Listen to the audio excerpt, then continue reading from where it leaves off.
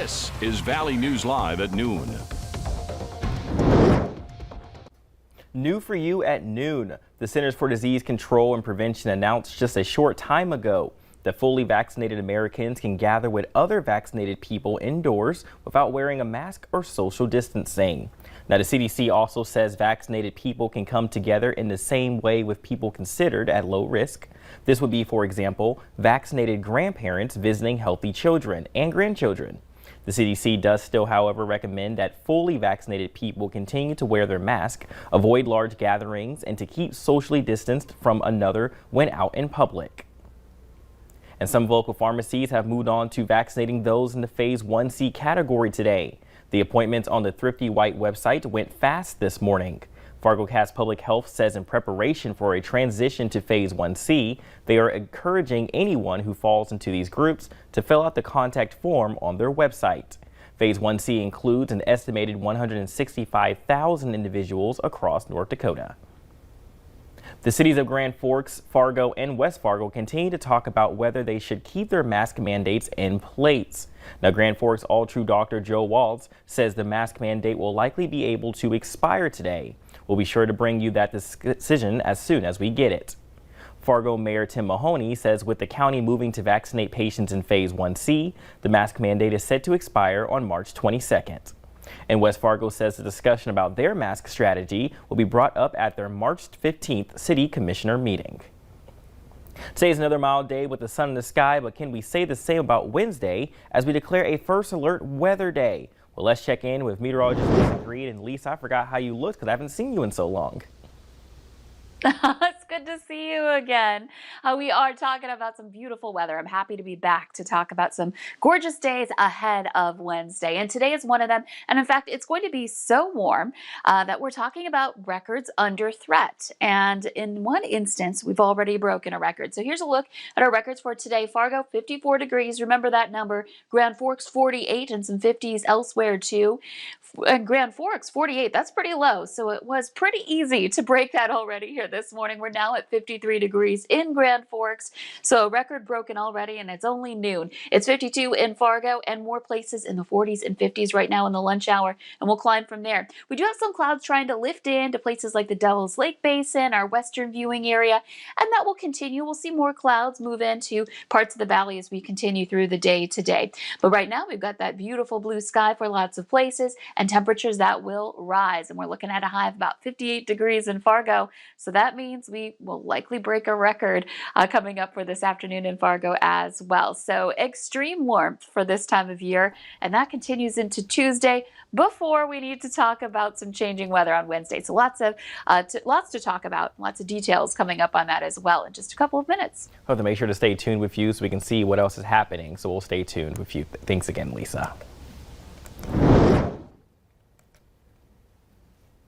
Well, new at noon, jury selection is delayed in the murder trial of Derek Chauvin, the former Minneapolis police officer accused of killing George Floyd.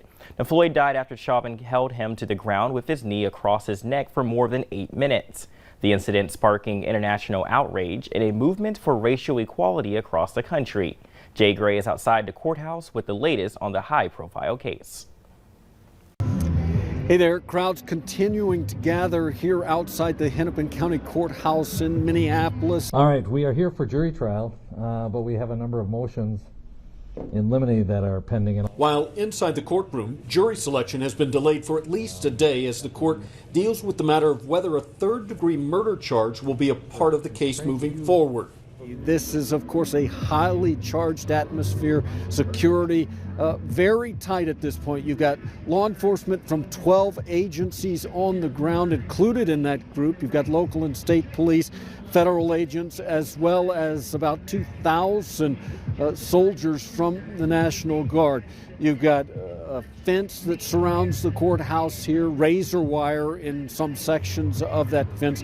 And as you branch out and move through the downtown area, you've got businesses that are boarded up or barricaded, and really a police presence along every block here in downtown Minneapolis. This is a trial that is expected to last well over a month. In fact, jury selection expected to be 3 weeks or so. That's the latest from Minneapolis. I'm Jay Gray. Back to you now. Today's demonstration was organized by more than a dozen activist groups. Well, there's a big track repair job ahead after a train derailment in Plymouth, Minnesota. Now, authorities say about a dozen cars of a Canadian Pacific freight train went off the tracks yesterday afternoon. No one was hurt, but there's significant damage to the tracks.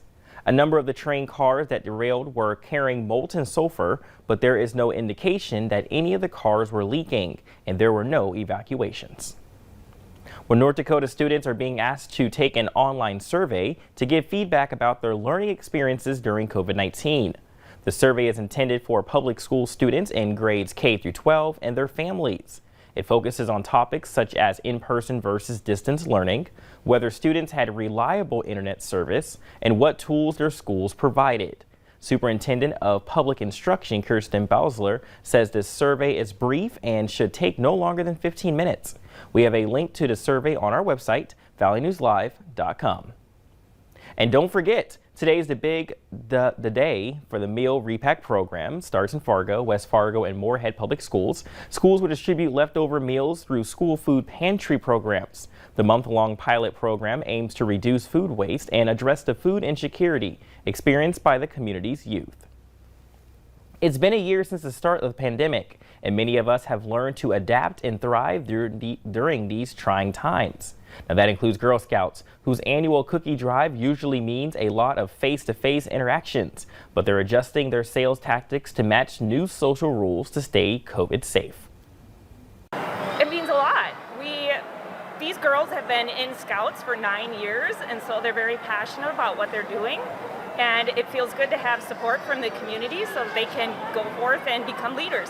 It's very interesting because you can't really go around and sell cookies to houses because people really don't like that. But yeah, it's been interesting and fun.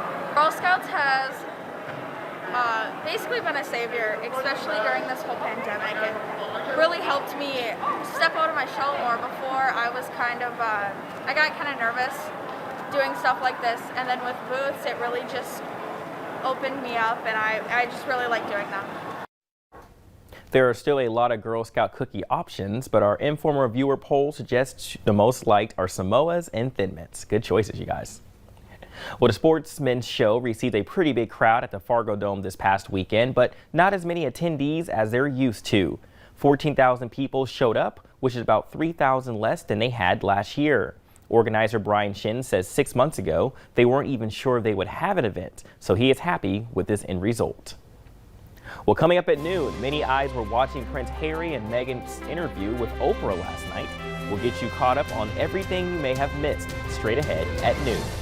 And the weather is warm. We have that weather up next with meteorologist Lisa Green.